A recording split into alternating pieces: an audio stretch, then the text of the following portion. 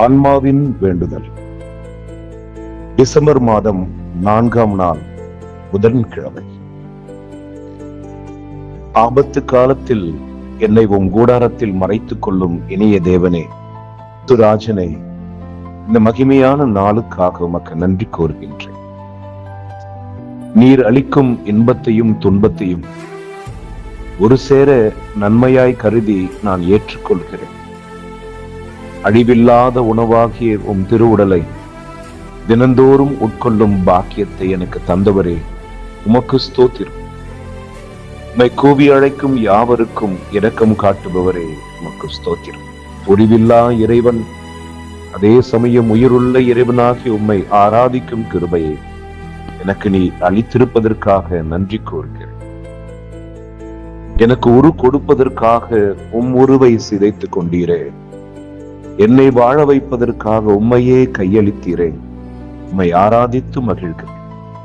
கேவலம் மனிதருக்கு பயப்படாமல் உமக்கு பயப்படுவதால் நான் பெரும் மன அமைதிக்காக உம்மை துதிக்கிறேன்.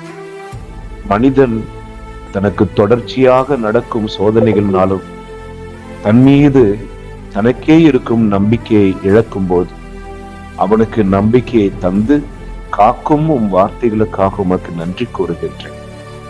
சுழன்று அடிக்கும் புயல், கனமழை, வெள்ளம், நிலச்சரிவு, அழிவு இவையெல்லாம் உம் வருகையை எங்களுக்கு ஞாபகப்படுத்துகின்றது.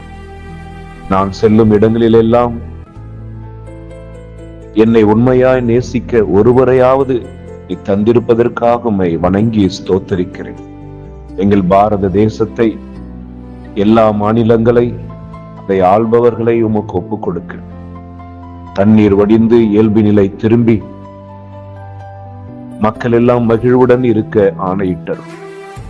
மரணத்தை ஜெயித்தவரே, எங்கள் ஆன்ம மரணத்தை தடுத்தருளும். அகில உலகிலும் உமக்காய் வாழ்பவர்களை ஒன்று சேர்த்தருளும். எங்கள் சொந்த மண்ணில் எங்களை வாழ வைத்தருளும். எங்களிடமிருந்து பறிக்கப்பட்ட வீடு மற்றும் நிலங்கள் எங்களை மீண்டும் வந்தடைய செய்தருளும். தெய்வ காரியங்கள் எந்த காரணத்தை கொண்டும் தடைபடாமல் நடைபெறும்படி உதவி அருளும். எனக்கு நீர் வைத்திருக்கும் ஆசீர்வாதத்தை எந்த சக்தியும் தடுக்கா வண்ணம் அவைகள் என்னை வந்தடைய செய். என் மேய்ப்பரான கர்த்தாவே, என்னை வளமையான வாழ்விற்கு கூட்டிச் செல். என் கடந்த காலத்தின் காயங்கள் எல்லாம் ஆற்றி புதிய மகிழ்வுள்ள வாழ்வை எனக்கு தந்தருளும். நான் ஒருவேளை இருளின் பாதையில் நடக்க நேர்ந்தாலும் உம் நாமத்தின் பொருட்டு என்னை மீட்டருளும். என் மரியாதையை விட்டு கொடுத்து நான் எதையும் சம்பாதித்து என்னை இழக்காத வண்ணம் என்னை கரம் பிடித்து காத்தருளும்.